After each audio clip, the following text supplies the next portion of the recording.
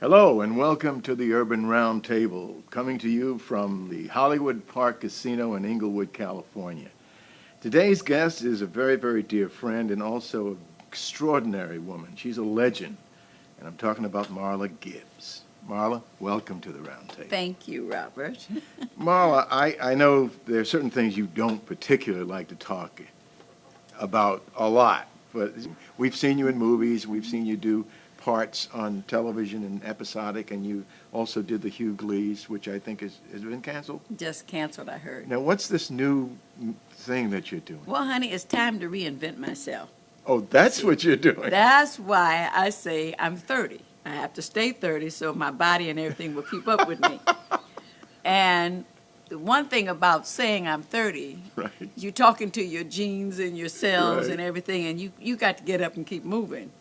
Because everybody says, well, I'm getting old. I say, get old by yourself. Right. I ain't going to come with you. I'm not going with you. Well, you've always been like that, though. I have to. But it's never going past 30? Is that what you're telling No. me? Mm-mm. Okay. Well, one day I'll take one giant leap for mankind, and I'll probably be 85 or something then, Right. if I've done everything I want to do. But right now, I keep myself in the mode so I can do what I want to do, because I know you attract from the universe Indeed. what you send out. The universe returns to you. And so now I have to reinvent myself, because the place called Hollywood is not thinking about me. They stopped writing for you. Oh, yeah. I told them I'm 30. They stopped at 25. Everybody have to be under 25. I said, pick the wrong number again. Yeah, they stopped writing for us. Let me But put it that way. but then it's up to us to decide what it is we want to do about Indeed. that. Indeed. You know, that's what I was trying to do with the vision. Mm-hmm. Create a vehicle in which we could then send out to Europe and to other places, to Africa, Europe, the Bahamas, other places that had cable, to invent programming for them. Elaborate on that, because that's a new concept that you're talking about. Well, not really, because I'm looking at Nick at Night, and he's done it on TV. Oh, okay. I'm taking all the people who are not working, all these veterans, like, of course, she's gone now, but Bia, Yeah, but somebody else you wanted right, to say. and Good Times, Esther Roll. Esther Roll. Esther Roll, different people who they are used to looking at, the people from the Jeffersons, Right. who are now languishing, but people think we're still working Yeah, because they're they still see you looking and at they- us. right. So if they're not coming up with a new vehicle for you, come up with one yourself. Mm-hmm. We've got writers, Sure. we've got producers, and you've got makeup people, We got and it all. costume. You put them all together. We do a vehicle and you sell it. You shop it. You fly down to Cairns and you shop your TV show. Sure. And Jimmy Walker did that with I forgot the name of the vehicle. So these are new concepts. Sure. Well, the concepts that you said, they're not new concepts, but I'm just talking about for Marla, Right. and you're still into your entrepreneurial producing side. I can see Yeah, that. I'm into whatever I can do. Right now, NBC, major broadcasting. NBC, not NB- not NBC. Right. M as in Marla. Willie Gary. Right. Yeah.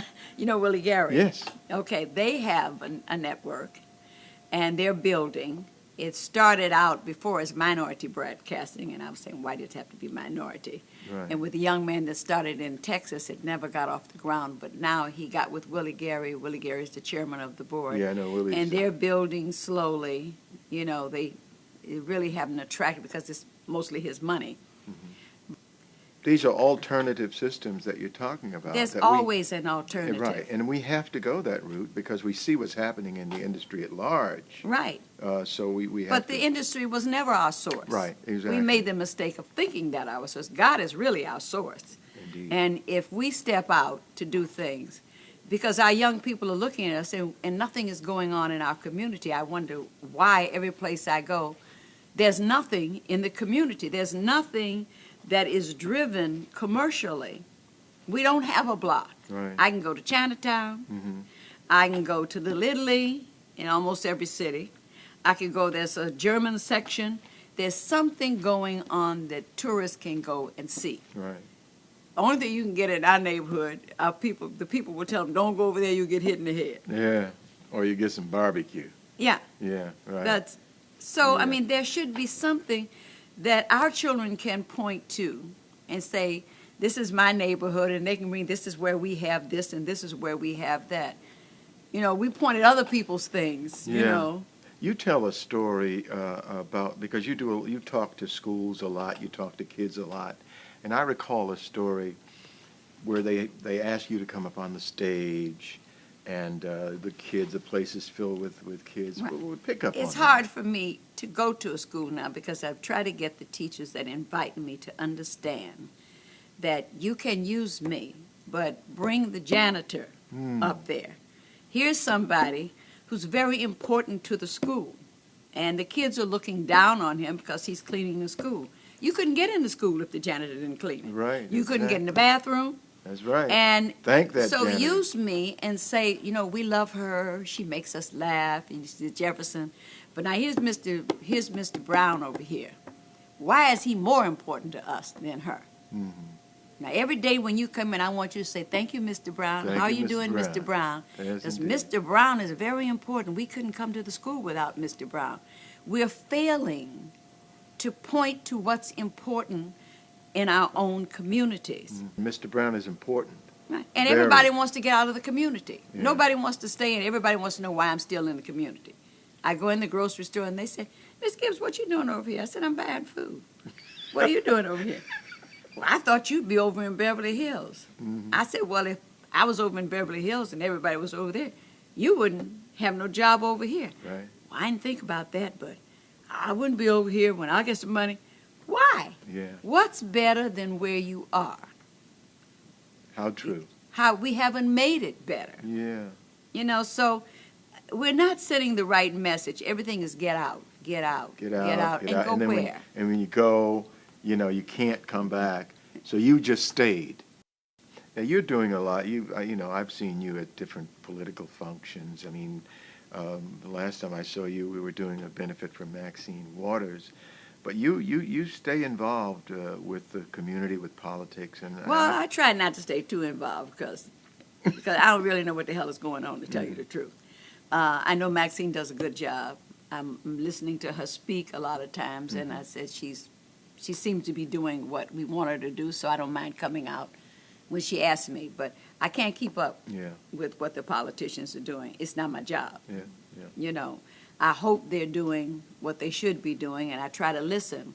But each of us come to the planet with a mission, and we have to be about the business of reinventing ourselves or creating who it is we want to be. Mm-hmm. Not finding out who we are, but creating who we want to be. Right. And having joy and understanding that we only get one day. Tomorrow's not promised. Right. So we Indeed. try to do the best we can with the day we have. And as time gets on, even though I've been 30 for quite a few years now.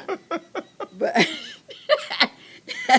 as time moves on, I have to keep deciding what I want to do when I get up. Because Yeah. some people, they start doing nothing after a while because you're listening to all these voices. You know, I hear about the terrorists, but see, it doesn't mean anything, Yeah. really. What is your take on the Middle East situation? I mean, I know that you Well, my are always personal concerned. thing is we have not learned how to communicate with each other, and nobody is ever willing to give up anything. Yeah.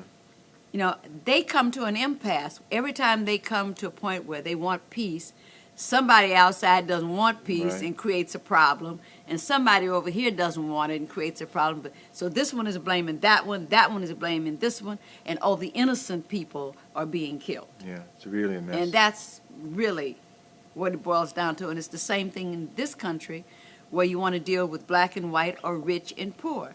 It's the consciousness of the people as a whole. Mm-hmm. The people who have the money can't see how they can give up any, even though they have an excess amount. Right. And can't take it with They them. want to give some, but they still want to have these billions, and what can you do with it? Yeah. They want to have 5 houses. You can't live but in one. Right. And I don't have a problem with them having things, but how can you turn your back and allow people to be dying on the street? Starving and dying. And we keep pointing across the sea, but people are dying right here in L.A. There's tremendous imbalance here in the city and in this country. And nobody wants to do anything. Right. Right. You know, Right. the homeless are there. We pass judgment on people who are asking for money. Sure, some of them are conning, but some people really need it.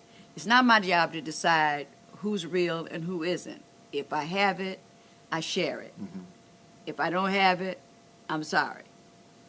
But I try. If somebody's hungry, I'll take them through the 10 degrees or take them to buy a sandwich. I don't really care. I try to give them something, give them a message with it, and go on about my business. I want to clear up a couple of things that a lot of people are concerned about. Whenever I go to talk to anybody, at groups and schools, people always ask me, well, what are the people in Hollywood doing to bring people together? You know, you always talk about what the man doesn't do for you, but what are the people in Hollywood, the African Americans in the industry, doing to create opportunities for others and things like that? And I tell you this, and they'll tell you when you see them, so I'm not pulling your chain. I always say, look at Marla Gibbs and look what Marla Gibbs has done. Look what she's given of herself and her money. Now, you created an institution over in Leimert Park, the Vision, and it was an incredible facility, and you dumped your heart and your soul and a lot of your money into it. Can we talk about that just briefly? Sure. What's your take on why it failed? Well, I don't think we've come to the part where we really understand what our responsibility is in any scenario. We've sort of always waited for somebody else to do it or decided who ought to do it, who should do it. And when you're busy pointing one finger, the other four are pointing back at you. Because really, I'm a person who does believe in God. And God really tells us that we have everything we need. And we kind of say that to our children. You have everything you need to do whatever you want to do right now. And they say, I can't see it. And so I think that's where we are. People don't think, they don't really deal with their faith. And so I was stepping out on faith. And people were just watching me walk out there. On that limb, on that let's thin see limb. how far she goes. Yeah. You went And, far. You went far. You. And then I felt that that as a people in a community, we had the obligation to pay for whatever it was we wanted to see. When I say to people, you want to know where your children are going to work, they're going to work where you provide for them to work, as other people are providing. But we're always pointing to ourselves as lack. And somehow we figure God has favored them and not us. But I think that it's because we really don't make that step. If you want to do something and you make a step, then people come to meet you. There are people at designated points, I always say, that will come forth when you arrive at the destination. But if you don't arrive at the destination, you will never see anything. Right. So basically I was stepping out there. But I was also trying to pick people up and carry them. You cannot do it. Can't carry them. Can't. You can't make them drink the water. Because they always find a reason why, you stepped out there. Well, let's see what you do. And we've always had an adage about, Marla, honey, never spend your own money. Right. It's called OPM, other people's money. Right. And I said, but if we're spending other people's money, then it belongs to the other people. And somewhere on the journey, your buddy's going to get dropped off. I couldn't get past that. That doctrine, that theory. And I just think it's hurt us as a people, because our children are not taught that they can really succeed at whatever it is they want to succeed at and have our support in doing it. We always point what they ought to be doing and what they need to be doing that somebody else is going to take care of. And whatever I come up with, people say, well, it was so good, why aren't they doing it? Yeah. Well, Meaning the other people. Right, exactly. And I say, well, maybe God wants you to do it. Right. They don't want to take the risk. But nothing ventured, nothing gained. Granted, I lost the money, all the money, but I know that there is more money for me. Sure. There was a lesson in it for me. And once I learned the lesson, then I can proceed on. I could have taken that same $3 million and looked around to see who was doing something and joined with them. We don't need to reinvent the wheel all the time. Right. So I didn't have a faction of people coming together with me. Support in that sense, but then support in the sense of a crossover audience. Was that a concern that you couldn't attract a crossover audience? Well, Would we that did attract a crossover They were audience. there. Anytime you did something, for example, the LA Festival came, and Oh, yes. black folks couldn't get in the theater Yeah, right. for white folks coming Right. to see Sweet Honey in the Rock, and Right. they were mad. Right. But we can't even get in because of all the other people that were there. So, you're damned if you do, you're damned if you don't. So my thing is we always want other people to come over and eat at our house because we're always going over their house to eat. Yeah. So we want them to come over and buy our food and like what we do and see what we're doing, and we want to go see what they're doing. It's called exchange. Yeah. And that's really what I was trying to create. So we're between the devil and the deep blue sea. This is ours, Right. and they don't need to be coming over here, or we want them to come over here. Well, we want the money to come over here. So we don't really know what it is we really want. And other people keep defining it for us. Sure. So now what happens is as our young people go out there and they're making money, they're not coming back Right. because we never told them to come Yeah. back. Yeah. We applaud them because they're leaving, and the further they go, the more we applaud them. And then now then they're we turn gone. around, now they're Now gone. they're gone. And we, And you want to know how come they didn't come back? You never told them to come back. right. Well, you gave them something, Marla, when you gave them the vision. And I But saw as what I you gave the started to community. look at it, Robert, when you buy a building, I had to spend an awful lot of money I know. to have a staff, to pay the lights, to pay the gas, to pay the telephone. All the money was going to take care of the building. Yeah. So a building doesn't really do it. I couldn't address the needs of the people. I could have taken that money and done something far more valuable if I had realized it. You know what I'm saying? Yeah, no, I know exactly Just the what you're upkeep of keeping the building Yeah. clean, it was a fortune every month. Yeah, Not to well- mention the note on the building. Right. How do you before you could ever touch a person? I know it was a big nut. You I know? that. Yeah. So I really realized that it was a mistake, the building, because it's real estate and you got to pay for it, and you can never really. I had young people saying, "Miss Gibbs, we don't have any place to go." They're riding up and down the street, and I said, "Why are you in this man's parking lot? You know they're gonna come and they're gonna jack you up." Well, Miss Gibbs, we don't have nothing to do. We don't have no place to go. And I said, wow, at that point, I was losing the building. I couldn't even have built anything just to take kids off the street. Yeah. So I really needed to look at the needs and see what need I could meet. Because I felt I was doing the Field of Dreams. If you build it, they will come. come, yeah. Who will come? The tax people, Right. the light people. The wrong people came. Yeah. So it was a learning experience for Yeah. me. Well, at least you made, first of all, the gesture, and I admire you for all of the wonderful things you've done for the community. That big one, especially. And now that you realize it, and it's interesting to hear your take on what went down, so to speak. And I did a whole lot of plans to figure out how that building could make money, but everybody it was like I was talking to the wall. Yeah. The museum and bringing people into the community and giving the young people something to see about their history, to be proud of every day. And I say museum, and they look at me like I was absolutely out of my mind. Yeah. Well, that was the part of the plan you had. Mm-hmm. Yeah. Because, well, but the dream of a cultural institution, a performing arts center, museum, and all, is still very, very much alive.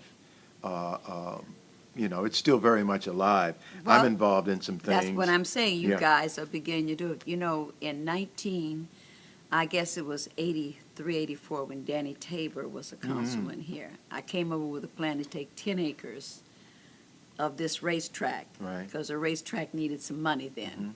and I tried to get to Merv Griffin. I couldn't get there. He was on the board of the racetrack. To build a cultural center, to have the people come, when they come into the airport, businessmen could bring their wives and their children, because then they could come right down here. It's right around the corner from the And airport. see what Yeah, the we're first doing. dollars can be spent right here. Sure. Well, the South Bay Performing Arts Initiative is what we are all about, and we want you to be a part of it, certainly, I in would whatever love way to. you want to be. And so the idea of an institution to pick up from where you left off is very, very much alive. The board of directors for the initiative, Milton Brown and I, are involved very, very heavily. It sounds wonderful. In making it happen. And I think it's just a wonderful step. And you have an idea, and sometimes the time is wrong. Mhm. So you step out Yes. on it, Yes. because they canceled my show before they bought that building. Right before. It's And amazing. I thought God wanted to know how serious I was. You see, I didn't realize God does not play games. No, he doesn't. So God was telling me no, and I was saying, oh, he wants to know how serious I am. So I'm going And to so go I ahead, stepped right. on, and I was out there, Yeah. Yeah. Yeah. And I remained out there. Yeah, you remained out there, and I tell you, it's it was something to see, because it was your heart and soul was in that, and so that's why I want very much for you to be a part of the things that we're going to be responsible for in the city of Inglewood, Well, and for thank the you. whole South Bay area. you. So we're going to be calling on you, and for the board and for the Urban Roundtable, I want to thank you very much for being with us today. Thank you. Love you.